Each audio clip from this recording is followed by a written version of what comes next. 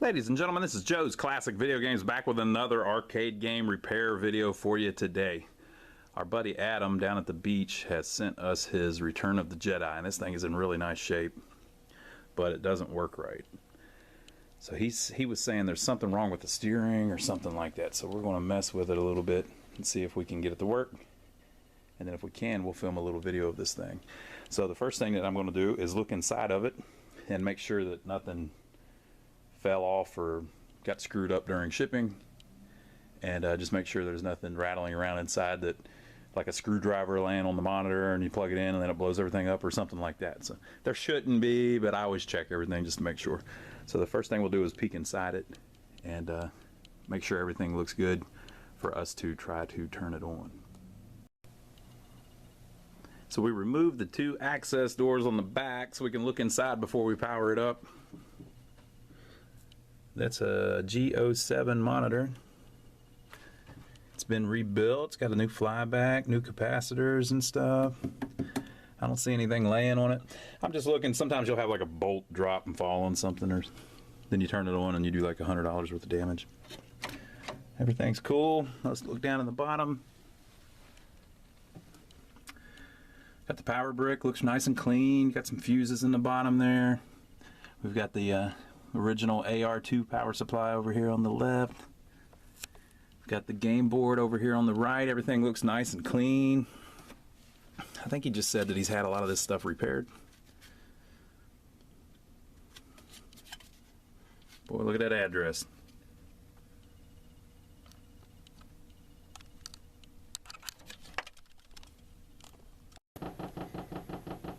Okay, so we turned it on and we're just getting a beep up.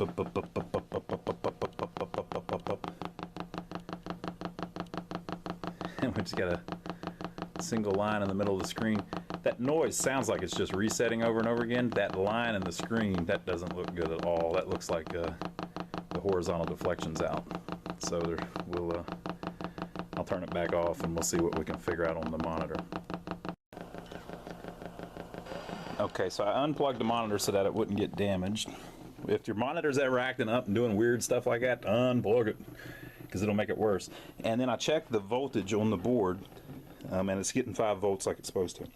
That's another thing. Sometimes if you're supposed to have 5 volts, sometimes it'll go high and you're getting like 8 volts or something. And each chip on the board that runs on 5 volts, they have like a different tolerance of how much extra power they can take. But it was on 5 volts, so that wasn't it. So that I thought, well, maybe it's just the amp, is the caps are making noise in the amp. So I coin up the game.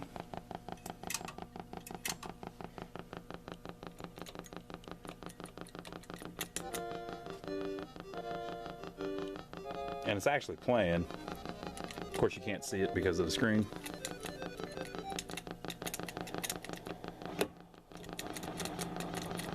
So the game's actually working. So we're going to ignore the sound problem for now. We'll come back to that. First thing we have to do is we have to figure out what's going on with the monitor. So you saw how it had a line just straight up the middle. That means there's no horizontal deflection. It won't go out to the side. Fortunately, that's actually the easiest thing to fix on them. It's going to be a bad solder joint. Worst case scenario, it's going to be the yoke's bad. But it's never the yoke's bad. So I'm going to turn the game off, and then we're going to pull the chassis out and test a couple things. Okay, so I took the neck board off and I'm getting ready to pull the chassis out, and as you can see, it's kind of loose. Like there's some little screws over here that hold it on each side, and they're not all the way in, so we may have a problem where something in that back corner snapped, or something moved around, or something touched something that it shouldn't have, but I'll pull it the rest of the way out. So I don't always discharge them, because depending on, well, usually I do, but depending on what monitor you're working on and what you're doing, if you've been zapped by it, it's not really that big of a deal. You don't worry about it. Or you can also discharge it with a screwdriver on the bottom of it after you pull it out. But since I'm doing a video, I figured I'd show you the easy way. So you just take a screwdriver with a cord on it, connect it to ground, which is the frame, and then you slide the tip of the screwdriver under the anode. Now if you screw this up and it hits you with all the voltage, you know what's going to happen? It's going to hurt a little bit, but it's kind of like sticking your finger in a light socket. Make sure you're turned off, everything's unplugged, because you don't want to do it while the thing's live.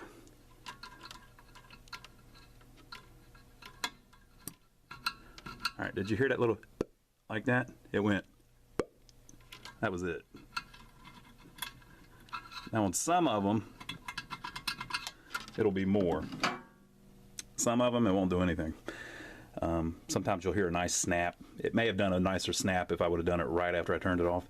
But a lot of them, it bleeds out after a while. So if you've got one that's been sitting around for a week or two, it probably won't do anything when you go to discharge it.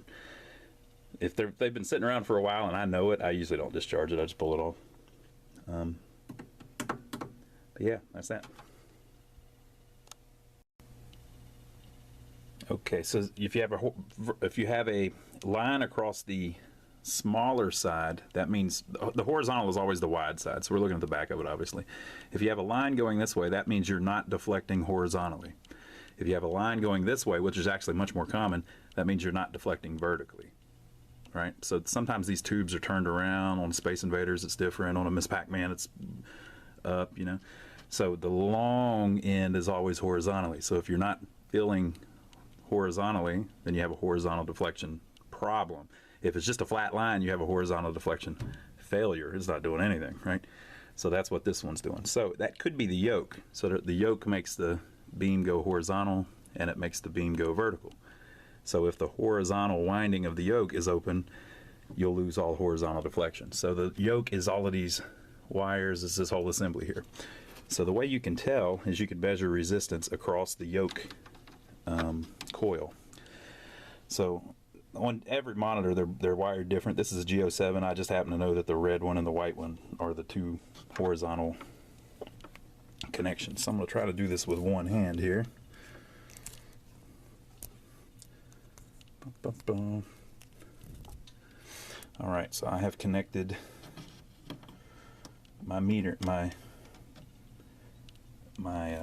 two probes. One is on the one wire of the horizontal, and one is on the other wire of the horizontal, and we've got about 2 ohms resistance.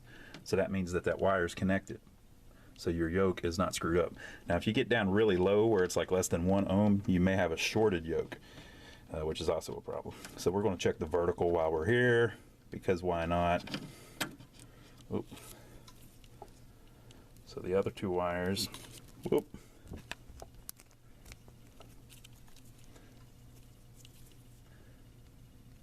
You know I'm a badass because I don't even edit this stuff out. The other 2 wires are the vertical, and we have 55 ohms vertical, which on a G07, that's dead on the money, honey. So our yoke is probably fine. Now you might still have something like maybe the 2's supposed to be 3 or something, but just you can kind of assume, there's that word, you can kind of assume the yoke is fine because it's connected, you know. So basically this red wire goes up into here and connects over here, and then it goes through that copper, and how that stuff might be 100 yards long or whatever, and then the other end of it connects to the white one. So if you put a probe on one end and a probe on another, and see if I just touch them together, oh, we're turned off. So if I just touch my probes together, we get 0.2 ohms resistance. It should be 0.0, but the thing needs calibrated. But you know, because they're connected. So basically I'm doing the same thing, but it's running, the signal is running through all of that copper, blah, blah, blah, blah, and then coming out the other end. Well, that tells you that the copper's not broke, right? So our yoke is good. So now let's look over at the actual board that we pulled out. So this is an Electro Home G07 monitor. This is probably the best arcade monitor. This one or the Wells Gardner K7000 are the best. When these first came out, like whenever I first started, I wasn't around when they first came out, but whenever I first started working on them, I did not like the G07s because they were broke all the time. But then I figured out they were just broke because nobody had ever messed with them. They were still the original monitor, still working after 20 years. So of course they were broke, right? But once you know how they work, they're really easy to work on. Now, I can't fix everything on them, and this one might have a problem now that I'm bragging about it that I can't fix. But in general, the G07s are very easy to fix. So any monitor has several sections. So since we could tell that what was going on was that it wasn't deflecting horizontally, that means we can narrow down almost everything off of it, right? So there was a picture on the screen, you saw that, right? It was just all smashed. So what that tells you is that, like, the brightness level is working, the flyback high voltage is working, all of that's working, right? There was an image on the screen, so you know everything on the neck board was working. I saw some lines on there of different colors moving around. Well, that was the video that the game board was sending up to the monitor. It wasn't just a white line. I mean, there was stuff moving around on it, right? So that tells you that all of the video is working where it comes in. The line was going vertically, so the vertical deflection was working. That's this area. So the only thing that wasn't working was the horizontal deflection wasn't working. Oh, you also know that the power supply was working, and you know, I guess you don't know that the sync was working. We don't know that yet.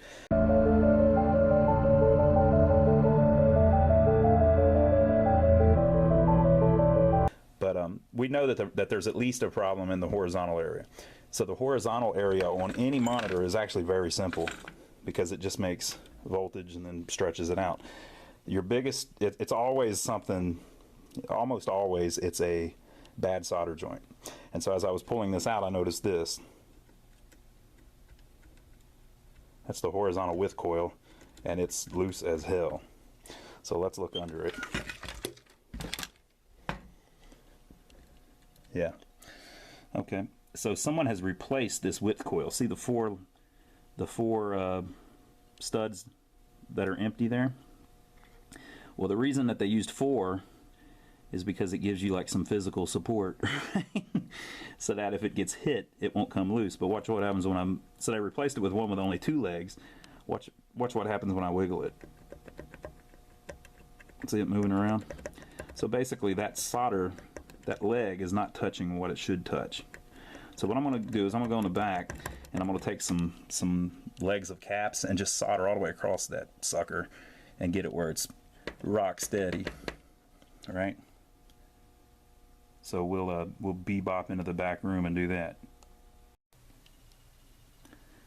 So when you do cap kits, you end up with all these extra little cap legs that you cut off of the cap after you put it through the holes. So those make really good things to make traces with or whatever. So I just connected those to the new width coil that the guy or the girl put in, and then put the jumper to where it grabbed over to the other pads and made everything a lot stronger. So let's see what happens when I wiggle it now. So now when I wiggle it, it's rock steady. All right, so everything looks pretty good. It looks like somebody's rebuilt this and replaced all the caps and everything. The only thing that I would have done if I did it, not criticizing, just saying, is this. This is the video connection, and if you look, I'm trying to get it to focus. Right above where it says E1, that pin, see that little ring around the post? That is a bad solder joint. Those are real common on any of the connectors because the I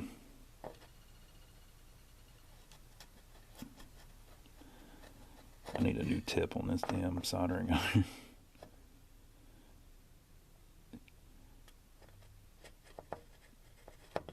See the line around it? That's real common on the connectors, because what happens is you pull the connector off and you wiggle it, or you pull it and it bends the pins a little bit, and eventually it breaks it loose. So it may have been like barely touching or whatever, but now it's definitely going to touch. So I'm going to resolder all those, and then we'll pop the thing back in the machine. I was going to say too, that horizontal deflection problem we had, it doesn't always have to be that. It could be anything. Sometimes it's a crack in the board too. So it's anything that just breaks the trace on the horizontal stuff. So the yoke plugs in right here. So the horizontal pins are Q1 and I think Q4.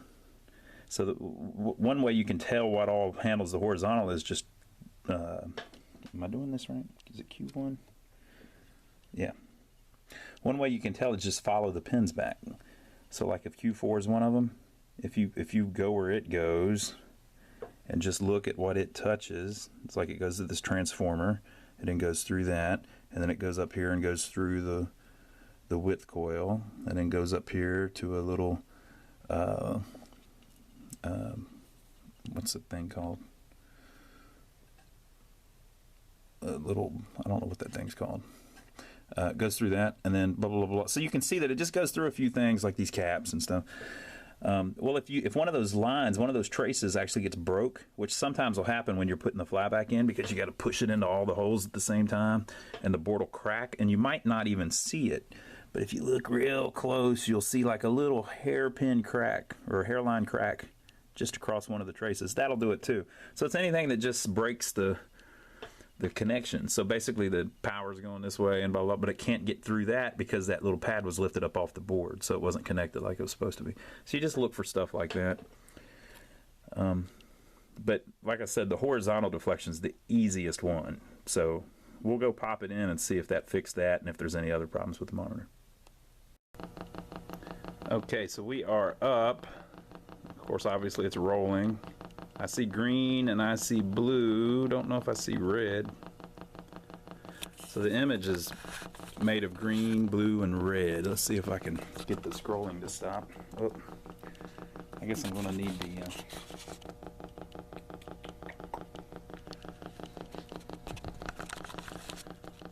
I'm going to need a little screwdriver to do that on this one. I'll go do that off camera and I'll come right back and we'll see if we can adjust the red in. All right, so 2 hours has passed. I've been screwing around with this freaking thing.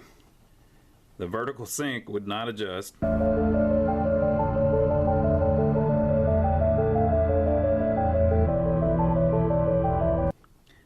Looking everywhere, looking everywhere, looking everywhere. And the way it gets its vertical sync is this pin right here on the game board. Right? And everything is fine up until this point. It comes in there, but it does not come out there. So I believe that chip, that 7E, is bad. It's a bad chip, people. I wonder if it has anything to do with the sound. It might be why the sound is acting up. I don't know. It's probably the amp or something. So I'm gonna swap out that 7E and see if that gets us our vertical sync back. Success. I'm a wiener. So yeah, it was that chip. Okay, so what I was talking about several hours ago before I got sidetracked was that the red looked a little weak, but I can see some red now. So let me just try to turn the red up a little bit. So I'm going to reach around to the back. There's 3 knobs here on the neck board. So that's blue, looks like it's turned all the way up. That's green, it's turned way up, and the red's not turned up as far. So I'm very carefully going to turn that. And we'll see what we get. See if we get some more red in the image.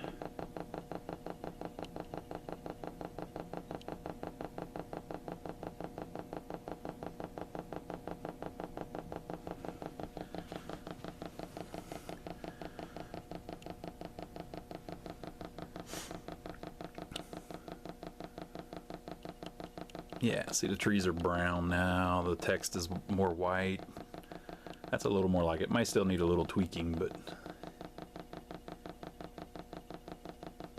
yeah, see the red explosion of the guys holding the, were those the Ewoks? Holding the string, the rope they tried to catch the guy with. Alright, so we need to maybe adjust the monitor a little bit more, maybe get it a little wider. But let's coin it up real quick. He was saying that the steering wasn't working. It says, press trigger to start.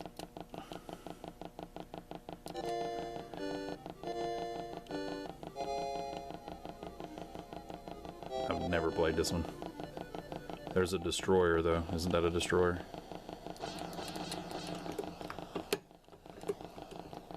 Yeah, the steering's working. Yeah! Or it looked like it. Left, right, slow down, left, right. We're good. It was the screen that was the problem. Maybe his people told him that it was going up and down, and he just thought that they were talking about the steering. All right.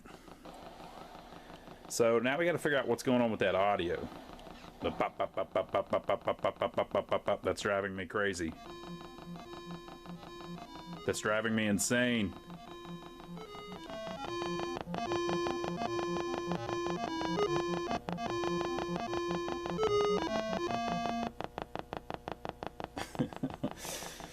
All right, so we'll mess with that next. We're going to have to take a look at the power supply. So we've pulled the power supply out of it, and the part that does the audio is this part right here. And so these caps, you know, caps are notorious for going bad. That it sounds to me like that's some kind of filter problem or whatever, and that's all in the amplification that's done here. You notice it didn't sound like any sounds were missing or anything like that, and it's doing it the whole time that it's turned on. So I think it's like a filter problem. So I'm going to replace these 5 caps first. If that doesn't do it, what I'm going to do is I'm going to replace these little amplifiers. So that these 2 chips here, whoa, this one and that one are the 2 audio amps. If I can get the camera in there where you can see it.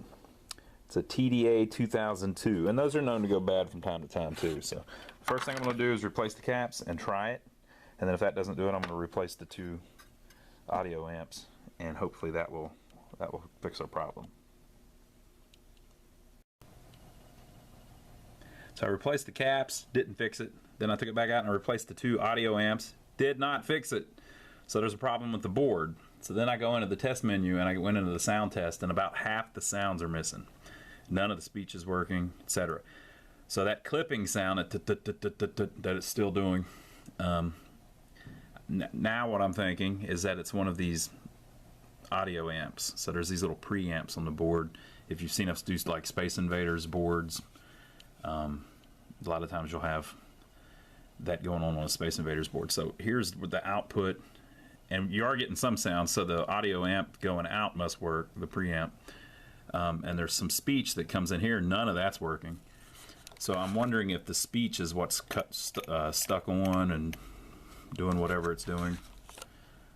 So this is the speech section, and the last stage before it goes out is this little 5B LM324 amp, and those LM324s are known for going bad. So I'm going to try replacing that first and see if we get our speech back, and then we'll go from there. So we put in the new LM324 chip, and then I noticed that the other 2 had already been replaced. So it could have been, sometimes you get a thing where there's a bad batch of chips, and if they've all got the same date code, which is usually, you know, the ones on the same board, they're about to fail. So it could, I guess those 2 had already failed, and somebody repaired it and replaced them.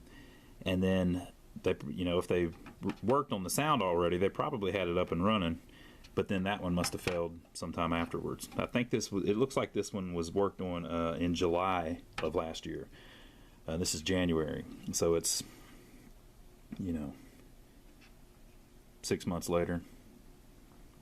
And hell, it's been sitting here for a month or 2. So, but somehow along the way, maybe that chip failed, or maybe it's still something else. I don't know. Also, this is the chip that generates the speech, and it's had some legs soldered back on it. So I hope that's not the problem, because I don't know where I can get that chip. But we replaced that. Let's put it back in and see if that fixed our.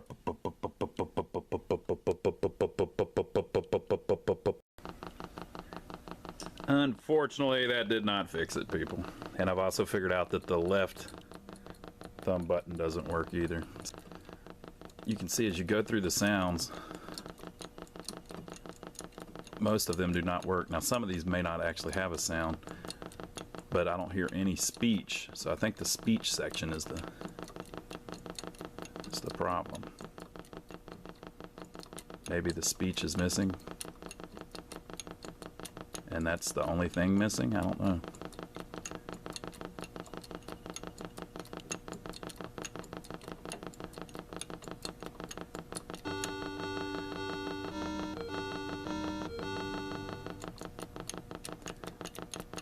So 2 D's there, 2 E's missing. 2 F is there. 30's there.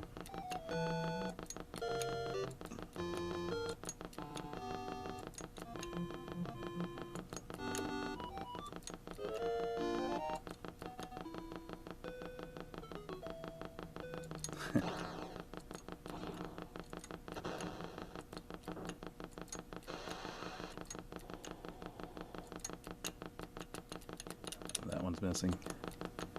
That one's missing.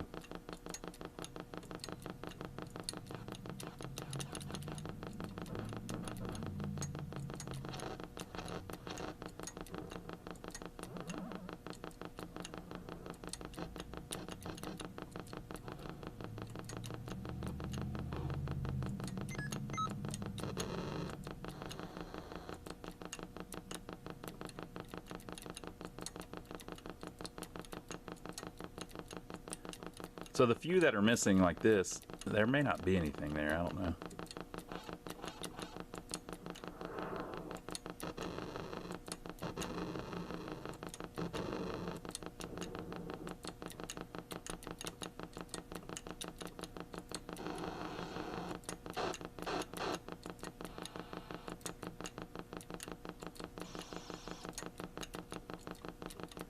All right, so all the speech seems to be missing, and something's making a tut-tut-tut-tut-tut.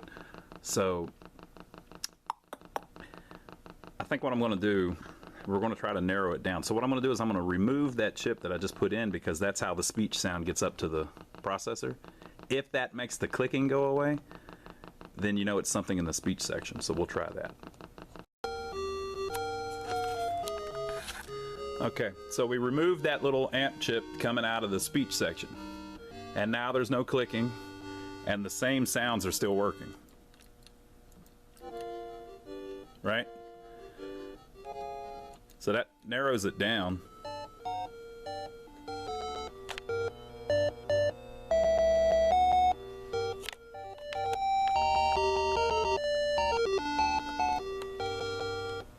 So it has to be something in the speech section. So you know what that means. Back to the schematics. Okay, so after playing around on the schematics, I noticed this isn't right. So this pin 6 here is always high. And on this side of this 7D, both of these are pulsing, but both of these are just coming out high. So either the chip is bad and it's holding it high, or that chip's bad and it's not outputting right. So I'm going to replace this one because I've got that, but I don't have that. So we'll see what happens. Okay folks, so we replaced that 4069 chip and the clicking is gone. The plane will be here any moment. And our speech is back. Come on, man, old buddy, don't let me down. Wonderful. Now by speech, you know, this is just a speech like emulator. We are now a part of the type. Ooh, that was pretty good. Don't worry, my friend's down there. You'll have that shield down on time. And we'll have that shield down. We've got to give him more time. The shield is down. Commence attack on the discharge right reactor. I have a really bad feeling about this.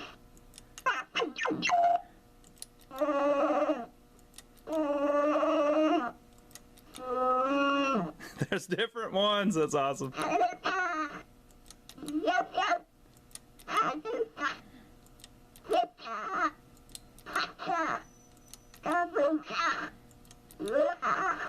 You rebel scum. Here goes nothing. Go for the power regulator on the north tower. Now lock onto the strongest power source. It should be the power generator. 3 of them coming in, 20 degrees. I see them. Wait for me. Stay here. Move closer. Get alongside that one. Leia. Wait. That was too close. Watch out, squad at .06.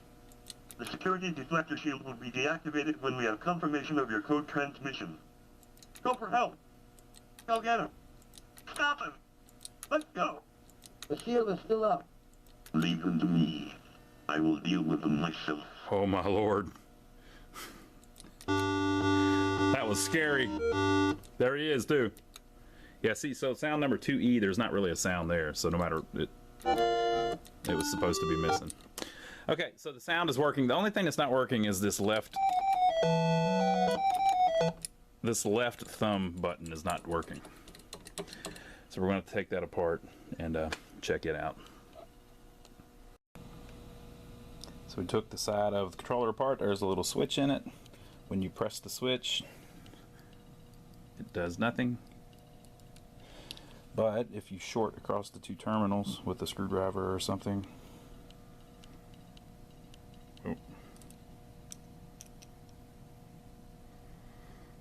it actually works, so it's not a board problem. The switch is bad, and we verified it by checking with the meter.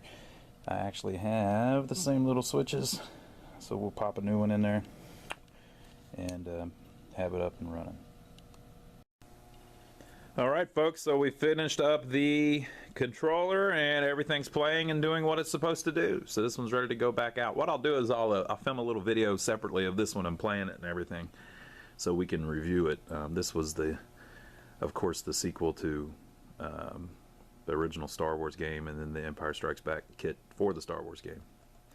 But I hope you enjoyed the video. Maybe it'll help you fix some stuff if you run into anything on one of these or something similar. You know, like if you fix like something like fixing the controller, that you know, that's how you test a switch problem that you have on any game. So it doesn't have to be just a Return of the Jedi. Hopefully some of that stuff will help you fix any game that you're working on. Leave your comments below, let us know what you think, and make sure to give us a thumbs up for taking the trouble to film it for you. And we will see you on the next video.